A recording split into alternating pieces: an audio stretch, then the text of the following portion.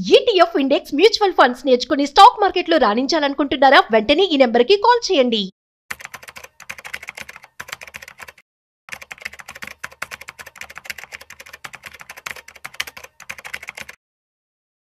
Initial public offering IPOs. So upcoming IPOs ఏమేమి ఉన్నాయి, so ఎటువంటి వాటిలో ఇన్వెస్ట్మెంట్ చేయాలి, ఐపీఓలో ఇన్వెస్ట్మెంట్ చేసే ముందు ఎటువంటి స్వాట్ అనాలిసిస్ మనం చేయాల్సి ఉంటుంది, ఈ విషయాలన్నీ కూడా వాళ్ళ మనతో చెప్పడానికి so financial expert Sriraman Chandramurthy గారు ఉన్నారు మనతో. వారి మాటల్లో మరింత సమాచారం అడిగి తెలుసుకుందాం. హాయ్, హలో, నమస్తే, welcome to business bus with Rajiv Pasupuleti on Suman TV.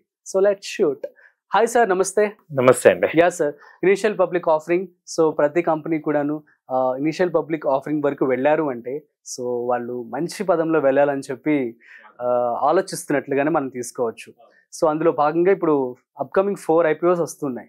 So వాటి గురించి ఒక్కొక్క దాని గురించి మీరు చెప్తూ అట్ ది సేమ్ టైం ఒక ఐపీఓలో ఇన్వెస్ట్మెంట్ చేయాలంటే ఒక లాట్ కావచ్చు ఎంతైనా వాళ్ళు తీసుకోవాలనుకున్నట్లయితే ఎటువంటి అనాలిసిస్ చేయాల్సి ఉంటుంది?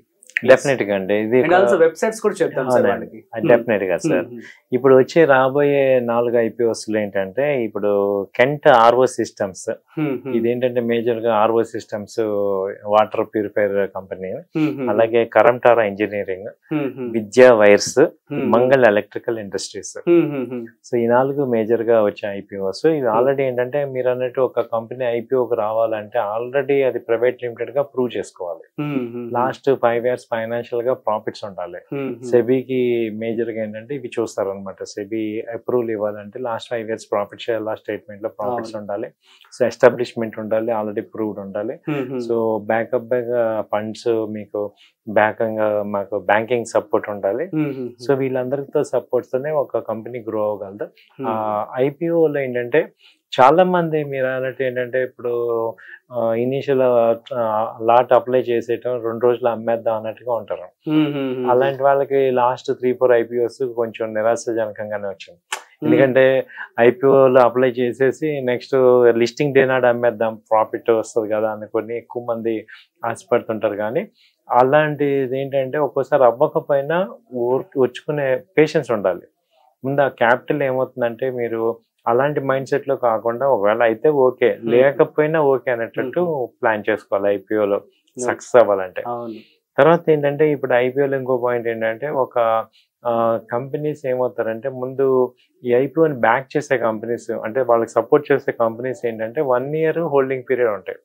వాళ్ళు కొన్ని హోల్డింగ్ షేర్స్ తీసుకుంటారు. అవును. సో కాబట్టి ఏంటంటే నెక్స్ట్ 1 year వరకు వాళ్ళు అమ్మటానికి ఉండదు. కాబట్టి 1 year హోల్డ్ చేసే వాళ్ళు కూడా అదొక 1 year తర్వాత వాళ్ళు అమ్మేస్తున్నారా లేకపోతే ఉంచుకుంటున్నారా, సో ఈ కంపెనీ యొక్క కెపాసిటీని బట్టి వాళ్ళు హోల్డ్ చేయడం అది జరుగుతుంది. సో మనం ఏం చేయాలంటే ముందు ఈ ఎక్సైట్మెంట్ కాకుండా ఒక మీరు అన్నట్టు వెబ్సైట్ లో చూసుకొని అసలు ఈ కంపెనీ ఏంటి, ముఖ్యంగా డ్రాఫ్ట్ హియరింగ్ ప్రాస్పెక్ట్స్ చదువుకుంటే చాలా చదువుకోవచ్చు. సో చదువుకొని ఇప్పుడు అసలు ఎంత బేసిక్ గా ఇప్పుడు కెంట్ ఆర్ఓ ఉంది, 1350 కోట్ల ఐపీఓ ఉంది. సో ఈ డబ్బుని ఏం చేస్తున్నారు వాళ్ళు?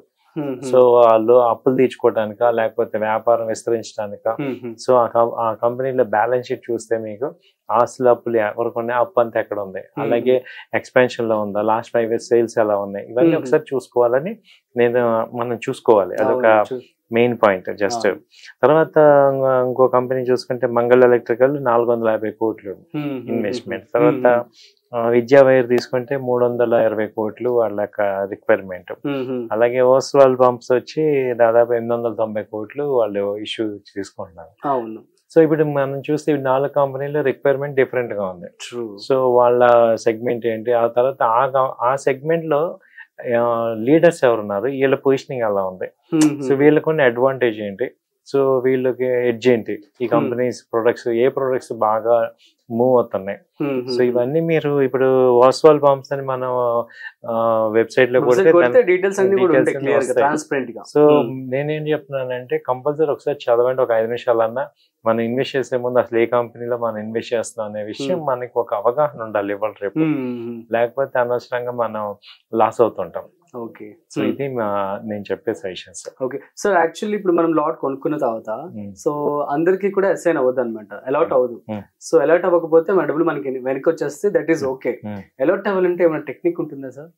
అలాట్ అవ్వాలంటే టెక్నిక్ ఏంటంటే మీరు మీ ఫ్యామిలీ మెంబర్స్ లో ఒక్కొక్కళ్ళు బిడ్డింగ్ వేసుకోవాలి, మళ్ళీ సెపరేట్ గా వేసుకోవాలన్నమాట. సపోజ్ నేను ఒక మాక్సిమం సీలింగ్ 2 lakhs.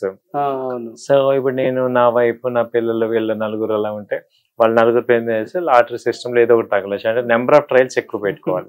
అవునా, అట్లా చేస్తుంటారు మీరు? చేస్తామండి. అట్లా వస్తుంటాయి సార్, చేసుకోవచ్చు. అంటే ఇప్పుడు ఇది జెన్యూన్ ట్రైలే. అలా కాకుండా కొంతమంది ఏంటంటే ఇప్పుడు మీకు కంపల్సరీ ఇస్తాం ఇలా మాయ మాటలు చెప్తారు, ఇవి వచ్చేస్తాయి, ఏం పర్వాలేదు, మళ్ళీ లిస్టింగ్ అయిన రోజు సెకండరీ మార్కెట్ లో కొనుక్కోవచ్చు. కొంచెం ఎక్కువ రేట్ అయినా కానీ కంపెనీ బాగుంది లేనిది అనేది మనకు అర్థం అవుతుంది. సో ఒకవేళ మీరు రాలేదని భయపడనక్కర్లేదు, మళ్ళీ సెకండరీ మార్కెట్ ఎక్కువ ఛాన్స్ ఉంటుంది కాబట్టి కొనుక్కోవచ్చు. So what was your best IPO sir మీరు ఇన్వెస్ట్మెంట్ చేసిన తర్వాత ఎలా అయినటువంటి ఏమంటే చెప్తారా? డిమార్ట్ అండి. డిమార్ట్ చాలా బాగా మంచి జెన్యూన్ రిజల్ట్స్ వచ్చే మంచి కంపెనీ ఐపీఓ వచ్చింది. వెంటనే మీకు సింగిల్ టైమే అది ఇన్వెస్ట్మెంట్ లాగా. ఏంటంటే కొన్ని ఐపీఓలు ఏంటంటే మనము పరెవర్ ఉంచుకోవచ్చు. ఇప్పుడు అది కూడా అలా బ్రాడ్ మైండ్ గా ఆలోచిస్తే పరెవర్ మనం ఉంచుకోవచ్చు కొన్ని ఐపీఓస్. అలా వెల్త్ క్రియేట్ అయ్యే ఐపీఓస్ ఉన్నాయి కొన్ని. Okay, so Radhakrishna Damani owner of DMart, so చాలా ఫాస్ట్ గా గ్రో అయ్యారు. ఆల్మోస్ట్ ఇండియాలో దగ్గర 1000 వరకు డిమార్ట్స్ పెట్టుబడేశారు. సో కానీ ఇప్పుడు కొత్తగా జెప్టో కాంపిటీషన్ వచ్చేసి డిమార్ట్ జెప్టో రావడం వల్ల డిమార్ట్ పడిపోయింది అని చెప్పి ఒక న్యూస్ కూడా సర్క్యులేట్ అవుతుంది. మీరేమంటారు ఇటువంటి టైంలో? ఆ తర్వాత ఏమవుతుందంటే ఇప్పుడు ఫస్ట్ ఒక అట్రాక్షన్ లాగా ఉంటది, తర్వాత స్టెబిలైజ్ అవుతుంది బిజినెస్. డౌన్ ఏమి ఉండవు, ఎందుకంటే అవన్నీ నెసరీ ఐటమ్సే కదా. సో ఇప్పుడు జెప్టో కానీ ఇప్పుడు రిలయన్స్ స్టార్టింగ్ వచ్చి ఎలా అయితే ఆఫర్లు గీపర్లు ఇస్తారు, వాళ్ళు పొజిషనింగ్ అయ్యాక వాళ్ళు ఖర్చులు ఉంటాయి కదా. వాళ్ళు ఎయిర్టెల్ రీసెంట్ కంపారిజన్ చేస్తే Airtel 20 rupees per user extra తీసుకుంటుంది, బట్ జియో ఎయిర్టెల్ తక్కువ, జియోని ఎక్కువ తీసుకుంటుంది. సో అలా ఏంటంటే అదొక స్ట్రాటజీ. ఫస్ట్ ఏంటంటే మనీని స్పెండ్ చేసేసి లో రేట్ లో తీసుకొని మార్కెట్ క్యాపిటల్ చేయడం, ఆ తర్వాత రేట్లు పెంచడం అనేది కామన్. సో వీళ్ళు ఆల్రెడీ ఎస్టాబ్లిష్డ్ కాబట్టి ఆ పోటీ తట్టుకోగలరు. ఇప్పుడు ఒక 5 ఏళ్ళు కాదు 10 ఏళ్ళనే ఆల్రెడీ మనీ ఉన్న జెప్టో అయితే డిమార్ట్ కి అడ్వాంటేజ్ ఏంటంటే ఓన్ బిల్డింగ్స్ కాబట్టి వాళ్ళు ఆ క్యాపబిలిటీ ఉంది. మీరు అన్నట్టు ఇంకా వేరేవి ఇప్పుడు విజేత సూపర్ మార్కెట్స్ అవన్నీ ఎఫెక్ట్ అయినాయి, బిగ్ బజార్ ఎఫెక్ట్ అయినాయి, కానీ డిమార్ట్ వచ్చినప్పుడు వీటికి డిమార్ట్ కి ఎఫెక్ట్ మాక్సిమం ఉండదు. సో ఎందుకంటే వాళ్ళు ఆల్రెడీ ఎస్టాబ్లిష్డ్, వాళ్ళు తీసుకునే రేట్లు అయితే తక్కువ ఉంటాయి. సో అందులో ఆయన ఆల్రెడీ 20 years ఎక్స్పీరియన్స్ ఉన్న మనిషి అనమాట. సో తర్వాత చేశారు కాబట్టి ఛాన్సెస్ ఉంటాయి. Okay, super sir, thank you so much. So మంచి ఇన్ఫర్మేషన్ అయితే మీరు ఇవ్వడం జరిగింది, it means lot. So guys అర్థమైంది కదా. సో ఐపీఓ ఇన్వెస్ట్మెంట్ చేసే ముందు ఖచ్చితంగా ప్రతి కంపెనీ కూడాను DRHP draft side hearing prospects అని చెప్పి కనీసం ఒక 500 పేజీల్లో ఆఫ్ డేటా అయితే ఇవ్వడం జరుగుతుంది. సెబీకి సెబీ అదంతా స్టడీ చేసి అప్రూవ్ చేసి మాత్రమే ఐపీఓకి అలాట్ చేయడానికి ఛాన్స్ ఇస్తుంది అనమాట. సో లిస్ట్ చేస్తుంది. సో కాబట్టి మీరు కూడా బిఫోర్ ఇన్వెస్ట్మెంట్ చేసే ముందు, బిఫోర్ మీరు కొనుక్కునే ముందు, ఐపీఓ ఇన్వెస్ట్మెంట్ చేసే ముందు ప్రాపర్ రీసెర్చ్ చేసి స్టడీ చేసి వెదర్ కంపెనీకి గ్రోత్ ఉందా లేదా అన్నది కూడా స్టడీ చేసుకొని ఇన్వెస్ట్మెంట్ చేసుకోండి. That's it. సో మరొక ఇంట్రెస్టింగ్ కాంటెంట్తో మళ్ళీ కలుద్దాం. మీకు గనుక ఏమైనా డౌట్స్ ఉంటే కామెంట్ చేయండి, మేము మీకు రిప్లై ఇస్తాము. That's it. వీడియో నచ్చినట్లయితే like, share and subscribe. Thanks for watching. This is Rajiv signing of.